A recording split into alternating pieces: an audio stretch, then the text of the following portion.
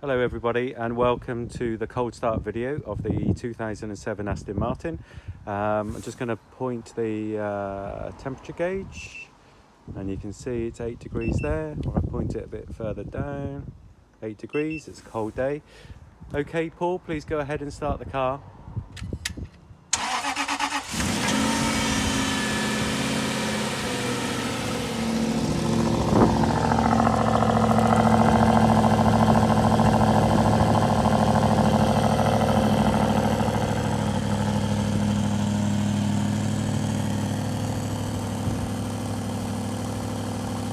Super cold day, just a bit of white smoke, as you would expect.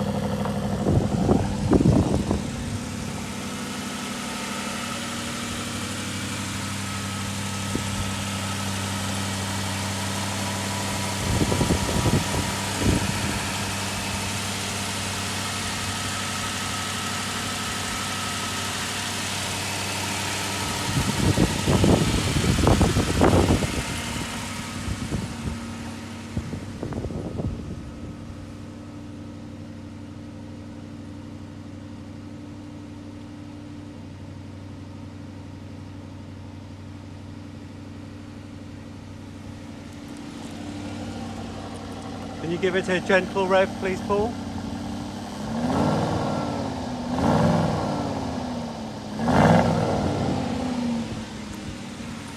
And once again.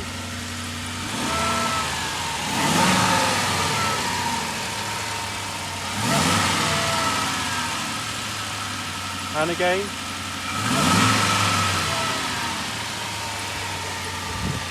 Okay, thank you. So, Paul, just about the car, how does it feel on the road? I'm really impressed with this car, to be honest, because I mentioned earlier I worked on the development of XK, and considering the age and the mileage of the car, the on the road characteristic is just fantastic because of how I would say how refined it is, and that's a weird thing to say for a sports car, isn't it? But yeah, it sounds great. You know, the engine note is amazing, the steering's fantastic, the brakes fantastic, everything's what you'd expect. You know, it really is good. But what the surprise for me is the refinement. So it's got a super stiff body, which means that you can drive around it wherever you want. You haven't got creaks and rattles and groans. It's a really sorted car. Yeah, very, very joined up product, I'd say. Yeah. And we went out about in it yesterday just briefly, and obviously again now, and it does feel really, really lovely. So as a passenger, I don't feel anything untoward, any issues with the car.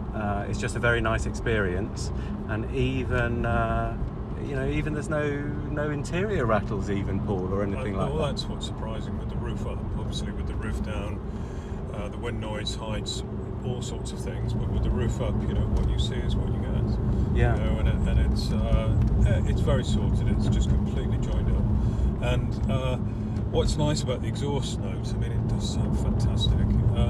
It crackles a little bit on overrun, which is what you want, isn't it? Yeah, definitely. Really good fun. Yeah. You won't hear it on this video, but it does. With the roof down, you catch it, and it's just great. It makes it a fantastic driving experience. Yeah. And as you can see, we're just on we're on a little bit of a rough road here. The surface isn't quite so great, but you know, the car's coping with it really well. I don't feel like I'm being knocked about. It is it's a comfortable sports car, isn't it, really, Paul, I guess? And we specifically didn't look for the N400 version, which is a Nürburgring car, which has got stiffer suspension, because to be honest, you don't need it from a road holding and handling perspective. You just don't need it. And what's more, that would give you quite a lot more crash and bang through the suspension system. Yeah. So, you know, the fact that this is a standard Vantage, I think, is definitely a benefit. Yeah. Cool. So, just in terms of the basics, sounds very, very lovely. Just in terms of the basics, Paul, in terms of steering, first of all, is it all nice and straight and true? Absolutely. Yeah. No wheel wobble under braking, no wheel wobble at any speed at all. I can't fault any of it. You know, I'm a stickler for detail. You are a stickler, yeah. I can't. If I said to you there's anything wrong with it, I can't think of anything that I would You know, That's right. That's nice. Yeah. And just put everybody's mind at rest. You know, we'll go through the gears as well. 6-speed gearbox, isn't it, Paul? Yeah. So we'll test that out in a second. The clutch bite, roughly whereabout is that, Paul? I'm not sort of aware, to be honest. We'll have to have a feel as we pull Yeah. away. I'm not really aware because it's in the right place. It's where you'd expect it to be. Yeah. So it's neither high nor high nor low. You know, it's what you'd expect. Yeah. We'll try it in a minute. Okay. Pull away from here. We're just going to pull out of this junction here. And you were saying earlier on you've had some stuff done, so you had some tyres fitted as well? Yeah, it's had front tyres. Yeah. Well, that was probably no more than 1,000 miles. Yeah. 1,000 miles ago. You know. Okay. So, yeah.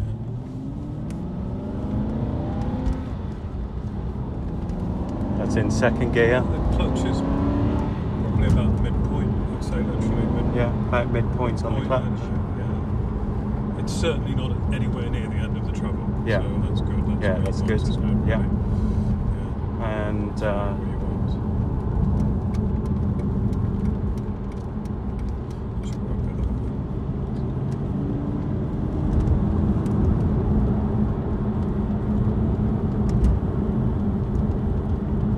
so you're saying in terms of earlier on you drove it all the way down to Le Mans that. Yeah. back last summer. Yeah. Perfect sort of GT cruising car, I guess. Yeah, we had the roof down all the time, and you know, the French roads, the sort of non-main roads where you can just enjoy the drive were a fantastic experience, to be honest. Yeah, the car really showed itself to its optimum, I would say. Yeah, really lovely experience. Yeah. But you know, that's a once in a year event, and that's not really the right reason for keeping the car. You know, there's a lot of money tied up in it, and it just isn't being used enough. So. Yeah, cool. Okay. So just going to video now, be a bit quiet, have a bit of quiet time so you can hear the car as we drive on this A road. Of course, it's quite smooth. Foot down a bit, third gear. So that's probably one of its best assets. Really going to be able to go fast enough. Fifth and sixth. And that's 6 gear. Yeah. Yeah. 6 gear, we're doing roughly, what, just under 2,000 revs at 50 miles an hour? Yeah, 45. 45, 50. Yeah. It's very relaxed, isn't it? Yeah, you could go anywhere in it, really. Yeah, to go anywhere. Yeah. Cool.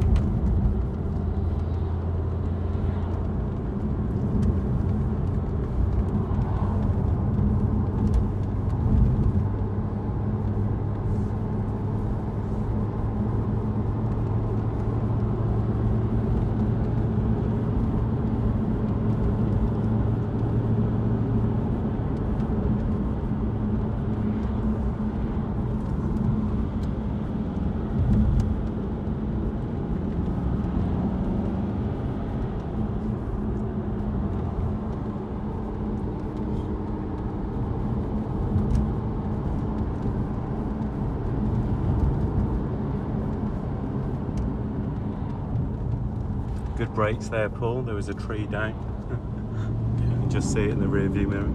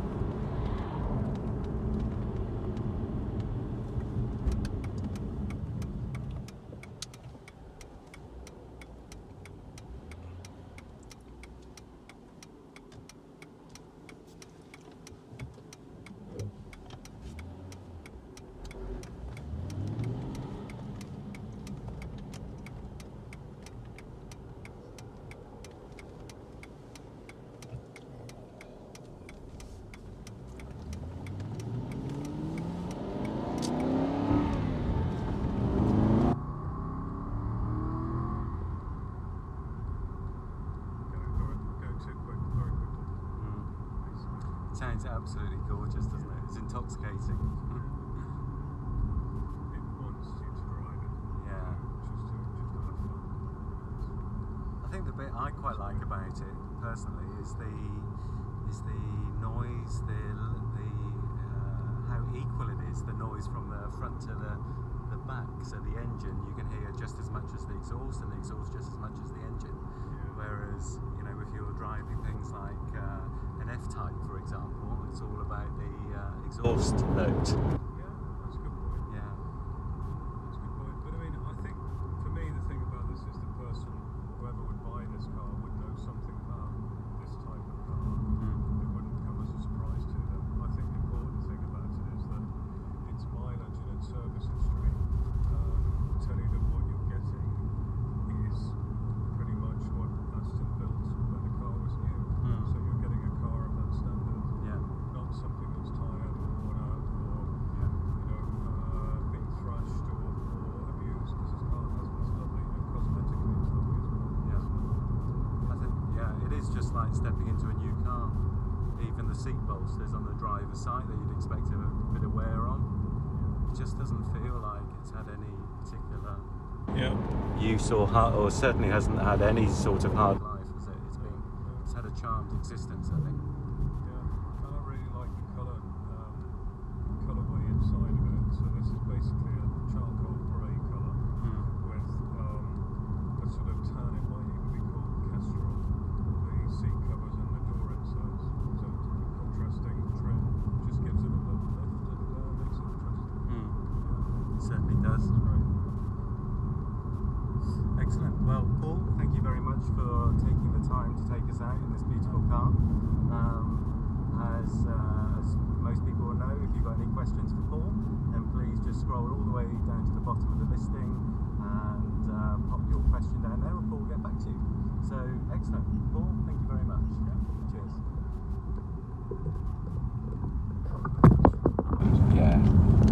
Or that you can